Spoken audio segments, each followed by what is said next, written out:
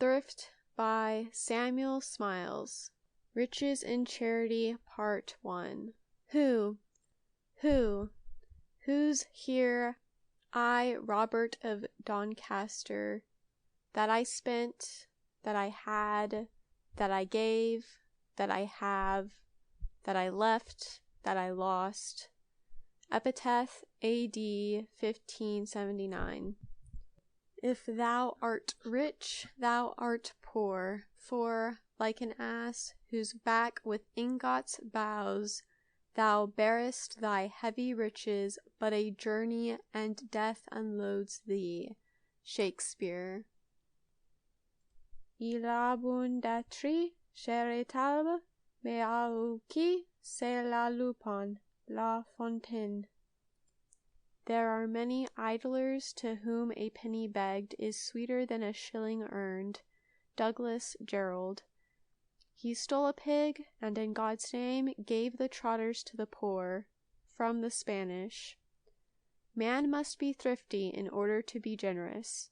Thrift does not end with itself, but extends its benefits to others. It founds hospitals, endows charities, establishes colleges, and extends educational influences.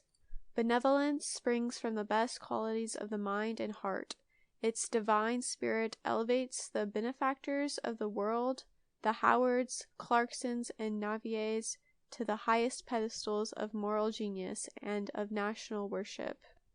The same feeling pervades our common humanity. The poorest man, the daily worker, the obscurest individual, shares the gift and the blessing of doing good, a blessing that imparts no less delight to him who gives than to him who receives.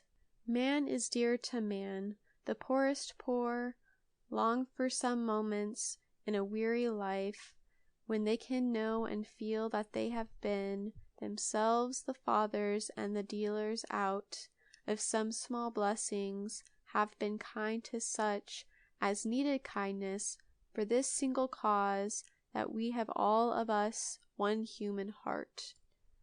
The duty of helping the helpless is one that speaks trumpet-tongued, but especially to those who profess love to God and goodwill to men.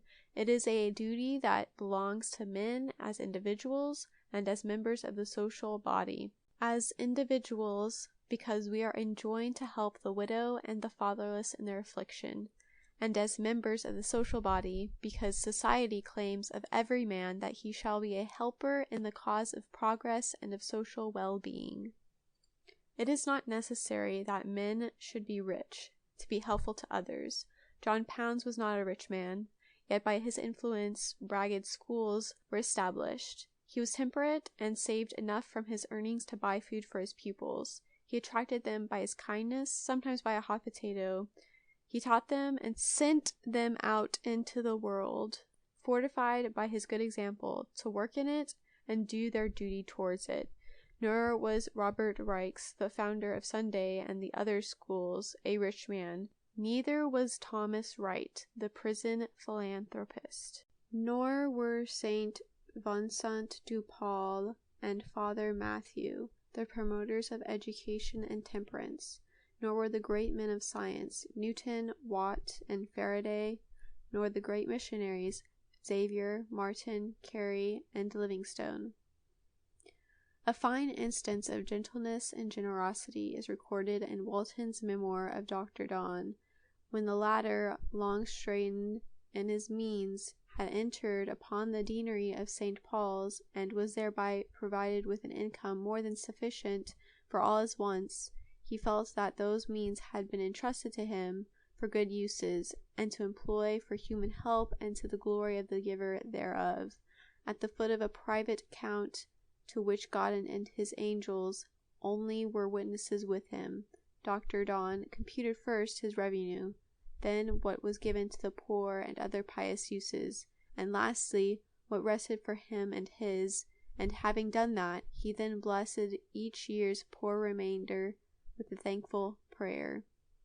Dr. Donne did most of his good in secret, letting not his right hand know what his left hand did. He redeemed many poor from prison, helped many a poor scholar, and employed a trusty servant or a discreet friend to distribute his bounty where it was most needed. A friend whom he had known in days of affluence, having by a too liberal heart and carelessness become decayed in his estate and reduced to poverty, Don sent him £100, but the decayed gentleman returned it with thanks, saying that he wanted it not. For, says Walton, in narrating the event, as there be some spirits so generous as to labor to conceal and endure a sad poverty, rather than expose themselves to those blushes that attend the confession of it, so there be others to whom nature and grace have afforded such sweet and compassionate souls as to pity and prevent the distresses of mankind, which I have mentioned because of Dr. Don's reply, whose answer was, I know you want not what will sustain nature, for a little will do that. But my desire is that you, who in the days of your plenty have cheered and raised the hearts of so many of your dejected friends, would now receive this from me, and use it as a cordial for the cheering of your own. And upon these terms it was received. The truth is that we very much exaggerate the power of riches. Immense subscriptions are got up for the purpose of reforming men from their sinful courses, and turning them from evil to good, and yet subscriptions will not do it. It is character that can do the work, money never can. Great changes in society can never be effected through riches. To turn men from intemperance, improvidence, and irreligion, and to induce them to seek their happiness in the pursuit of proper and noble objects, requires earnest purpose, honest self-devotion, and hard work. Money may help in many respects, but money by itself can do nothing. The Apostle Paul planted the knowledge of the Christian religion over half the Roman Empire, yet he supported himself by tent-making and not by collecting subscriptions. Men of anxious, earnest, honest hearts are far more wanted than rich men willing to give money in charity. Nothing is so much overestimated as the power of money. All the people who are looking out for front seats in society think it the one thing needful. They may be purse liberal, but they are also purse proud. The hypocritical professions of some people, with a view to elicit the good opinions of others, and the teeth of their daily life and practice, is nothing short of disgusting. "Oh, Geordie, jingling Geordie," said King James in the novel. It was grand to hear baby Charles laying down the guilt of dissimulation and Steenie lecturing on the turpitude of incontinence. Some people have an idolatrous worship of money. The Israelites had their golden calf, the Greeks had their golden Jupiter, old Bounderby valued the man who was worth 100,000 pounds. Others do the same. The lowest human nature loves money, possessions, value. What is he worth? What is his income? Are the usual questions. If you say, there is a thoroughly good, benevolent, virtuous man, nobody will notice him. But if you say, there is a man worth 1,000,000 of money, he will be stared at till out of sight. A crowd of people used to collect at Hyde Park Corner to see a rich man pass. Here comes old Crocky, and the crowd would separate to allow him to pass, amidst whispers of admiration. It was old Crockford who made a large fortune by keeping a gambling house.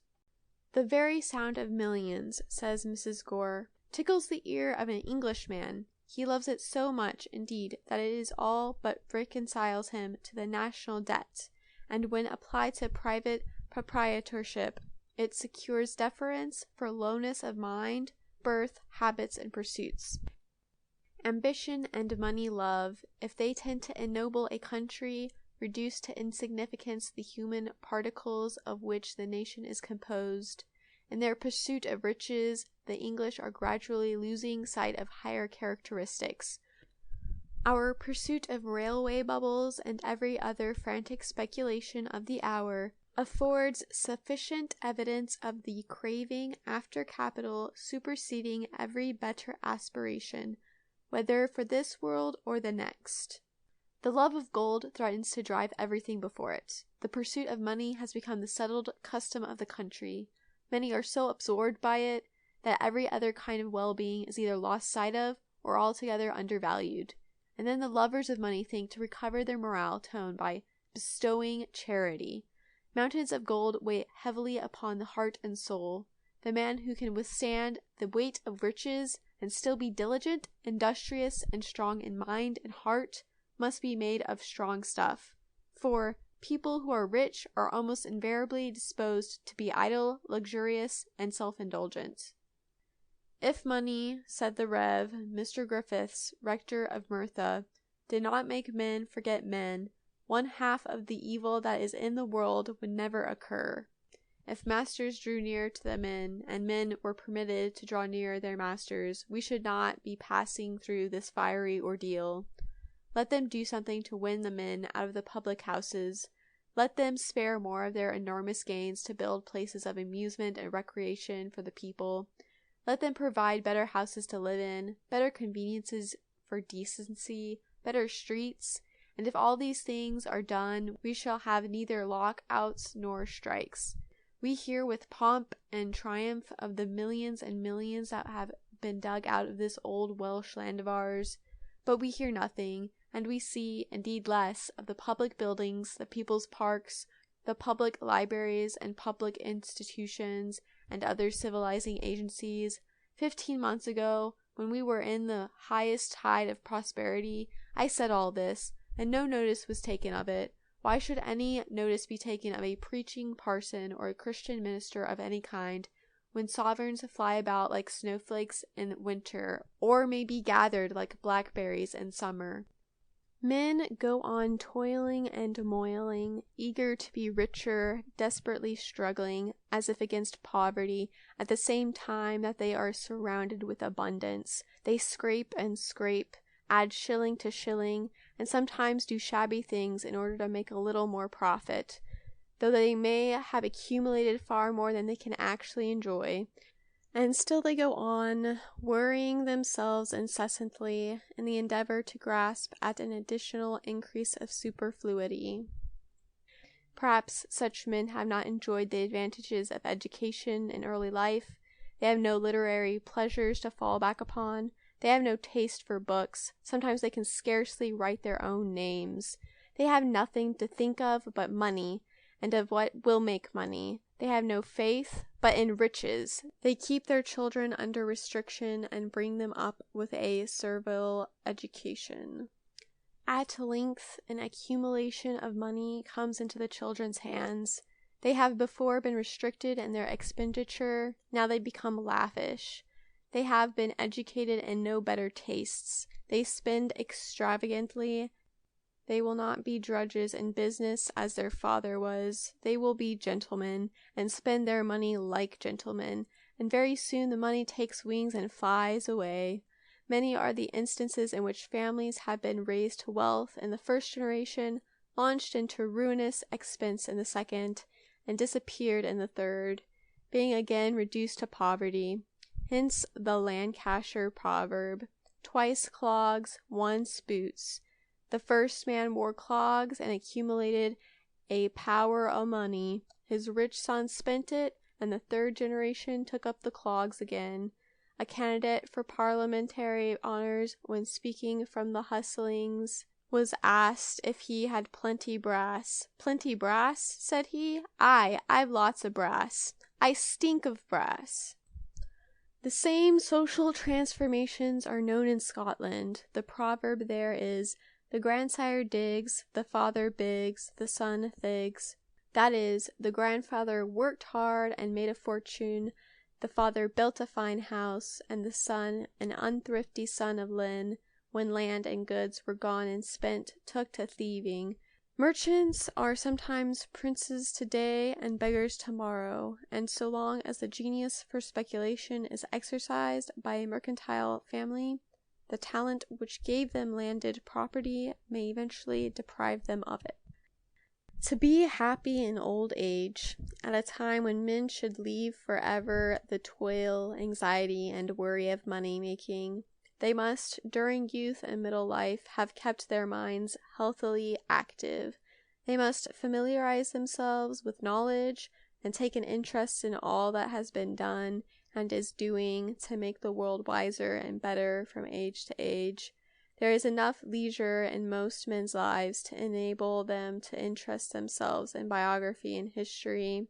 They may also acquire considerable knowledge of science or of some ennobling pursuit different from that by which money is made. Mere amusement will not do. No man can grow happy upon amusement. The mere man of pleasure is a miserable creature, especially in old age. The mere drudge in business is a little better, whereas the study of literature, philosophy, and science is full of tranquil pleasure down to the end of life. If the rich old man has no enjoyment apart from money-making, his old age becomes miserable. He goes on grinding and grinding in the same rut, perhaps growing richer and richer. What matters it? He cannot eat his gold. He cannot spend it. His money, instead of being beneficial to him, becomes a curse. He is the slave of avarice, the meanest of sins. He is spoken of as a despicable creature. He becomes base even in his own estimation. What a miserable end was that of the rich man who, when dying, found no comfort save in plunging his hands into a pile of new sovereigns, which had been brought to him from the bank. As the world faded from him, he still clutched them, handled and fondled them one by one, and then he passed away, his last effort being to finger his gold. Els, the miser, died, shrieking, "I will keep my money. Nobody shall deprive me of my property," a ghastly and humiliating spectacle. Rich men are more punished for their excess of economy than poor men are for their want of it. They become miserly, think themselves daily growing poorer, and die the deaths of beggars. We have known several instances. One of the richest merchants in London, after living for some time in penury, went down into the country to the parish where he was born and applied to the overseers for poor's relief. Though possessing millions, he was horror-struck by the fear of becoming poor. Relief was granted him, and he positively died the death of a pauper. One of the richest merchants in the north died in the receipt of poor's relief. Of course, all the parish authorities had doled out to these poor rich men was duly repaid by their executors. And what did these rich persons leave behind them? Only the reputation that they had died rich men. But riches do not constitute any claim to distinction. It is only the vulgar who admire riches as riches. Money is a drug in the market. Some of the most wealthy men living are mere nobodies. Many of them are comparatively ignorant. They are of no moral or social account. A short time since, a list was published of 224 English millionaires. Some were known as screws, some were smart men in regard to speculations, some were large navies, coal miners, and manufacturers. Some were almost unknown beyond their own local circle. Some were very poor creatures. Very few were men of distinction. All that one could say of them was that they died rich men. All the rich and all the covetous men in the world, said Jeremy Taylor, will perceive, and all the world will perceive for them, that is but an ill recompense for all their cares, that by this time all that shall be left will be this, that the neighbors shall say, "He died a rich man," and yet his wealth will not profit him in the grave, but hugely swell the sad accounts of his doomsday. One of the chief causes, says Mrs. Gore, which render the pursuit of wealth a bitterer as well as more pardonable struggle in England than on the Continent is the unequal and capricious distribution of family property. Country gentlemen and professional men, nay, men without the pretension of being gentlemen, are scarcely less smitten with the mania of creating an eldest son to the exclusion and degradation of their younger children, and by the individuals thus defrauded by their nearest and dearest, is the idolatry of Mammon, pursued without the least regard to self-respect or the rights of their fellow creatures. Injured, they injure in their turn. Their days are devoted to a campaign for the recovery of their birthright. Interested marriages, shabby bargains, and a political jobbery may be traced to the vile system of things which converts the elder son into a Dives and makes a Lazarus of his brother. But democrats have quite as great a love for riches as aristocrats, and many austere republicans are eager to be millionaires. Forms of government do not influence the desire for wealth. The elder Cato was a usurer. One of his means of making money was by buying young half-fed slaves at a low price. Then by fattening them up and training them to work, he sold them at an enhanced price. Brutus, when in the Isle of Cyprus, lent his money at 48% interest, and no one thought the worse of him for his usury. Washington, the hero of American freedom, bequeathed his slaves to his wife. It did not occur to him to give them their liberty. Municipal jobbery is not unknown in New York, and its influential citizens are said to be steeped to the lips in political corruption. Mr. Mills says that the people of the northeastern states have apparently got rid of all social injustices and inequalities, that the proportion of population to capital and land is such as to ensure abundance for every able-bodied man, that they enjoy the 6 points of the Charter and need never complain of poverty. Yet all that these advantages have done for them is, that the life of the whole of our sex is devoted to dollar hunting, and of the other to breeding dollar hunters. This, Mr. Mill adds, is not a kind of social perfection which philanthropists to come will feel any very eager desire to assist in realizing. Saladin the Great conquered Syria, Arabia, Persia, and Mesopotamia. He was the greatest warrior and conqueror of his time. His power and wealth were enormous, yet he was fully persuaded of the utter hollowness of riches. He ordered by his will that considerable sums should be distributed to Mussulmans, Jews, and Christians, in order that the priests of the three religions might implore for him the mercy of God. He commanded that the shirt or tunic which he wore at the time of his death should be carried on the end of a spear throughout the whole camp and at the head of his army, and that the soldier who bore it should pause at intervals and say aloud, "Behold, all that remains of the Emperor Saladin, of all the states he had conquered, of all the provinces he had subdued, of the boundless treasures he had amassed, of the countless wealth he possessed, he retained, in dying, nothing but this shroud." Don Jose da Salamanca, the great railway contractor of Spain, was, in the early part of his life, a student at the University of Granada.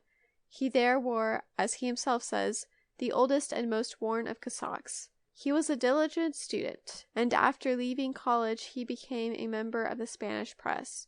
From thence he was translated to the cabinet of Queen Christina, of which he became finance minister. This brought out his commercial capacities and induced him to enter on commercial speculations. He constructed railways in Spain and Italy, and took the principal share in establishing several steam-shipping companies. But while pursuing commerce, he did not forget literature. Once a week he kept an open table, to which the foremost men in literature and the press were invited. They returned his hospitality by inviting him to a dinner on the most economic scale. Busts of Shakespeare, Cervantes, Dante, Schiller, and other literary men adorned the room. In returning thanks for his health, Salamanca referred to his university experience and his labors in connection with the press. Then, he went on to say, "The love of gold took possession of my soul, and it was at Madrid that I found the object of my adoration, but not, alas, without the loss of my juvenile illusions. Believe me, gentlemen, the man who can satisfy all his wishes has no more enjoyment. Keep to the course you have entered on. I advise you, Rothschild's celebrity will expire on the day of his death. Immortality can be earned, not bought. Here are before us the effigies of men who have gloriously cultivated liberal arts. Their busts I have met with in every part of Europe, but nowhere have I found a statue erected to the honor of a man who has devoted his life to making money. Riches and happiness have no necessary connection with each other. In some cases, it might be said that happiness is in the inverse proportion to riches. The happiest part of most men's lives is while they are battling with poverty, and gradually raising themselves above it. It is then that they deny themselves for the sake of others, that they save from their earnings to secure a future independence, that they cultivate their minds while laboring for their daily bread, that they endeavor to render themselves wiser and better, happier in their homes and more useful to society at large. William Chambers, the Edinburgh publisher, speaking of the labors of his early years, says, "I look back to those times with great pleasure, and I am almost sorry that I have not to go through the same experience again, for I reaped more pleasure when I had not a sixpence in my pocket, studying in a garret in Edinburgh, than I now find when sitting amidst all the elegancies and comforts of a parlour." There are compensations in every condition of life. The difference in the lot of the rich and the poor is not so great as is generally imagined. The rich man has often to pay a heavy price for his privileges. He is anxious about his possessions. He may be the victim of extortion. He is apt to be cheated. He is the mark for every man's shaft. He is surrounded by a host of clients till his purse bleeds at every pore. As they say in Yorkshire, when people become rich, the money soon bottles through, or if engaged in speculation, the rich man's wealth may fly away at any moment. He may try again, and then wear his heart out in speculating on the chances of the market. Insomnia is a rich man's disease. The thought of his winnings and losings keeps him sleepless. He is awake by day and awake by night. Riches on the brain is full of restlessness and agony. The rich man overeats or overdrinks, and he has gout. Imagine a man with a vice fitted to his toe. Let the vice descend upon the joint and be firmly screwed down. Screw it again. He is in agony. Then suddenly turn the screw tighter. Down, down. That is gout. Gout, of which Sydenham has said that, unlike any other disease, it kills more rich men than poor, more wise than simple. Great kings, emperors, generals, admirals, and philosophers have died of gout.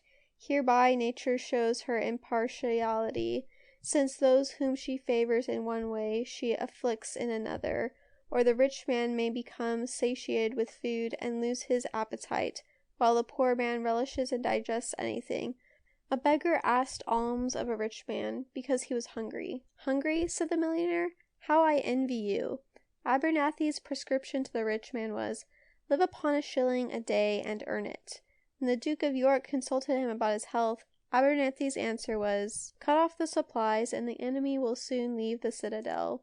The laborer who feels little and thinks less has the digestion of an ostrich, while the non-worker is never allowed to forget that he has a stomach, and is obliged to watch every mouthful that he eats. Industry and indigestion are two things seldom found united. Many people envy the possessions of the rich, but will not pass through the risks, the fatigues, or the dangers of acquiring them.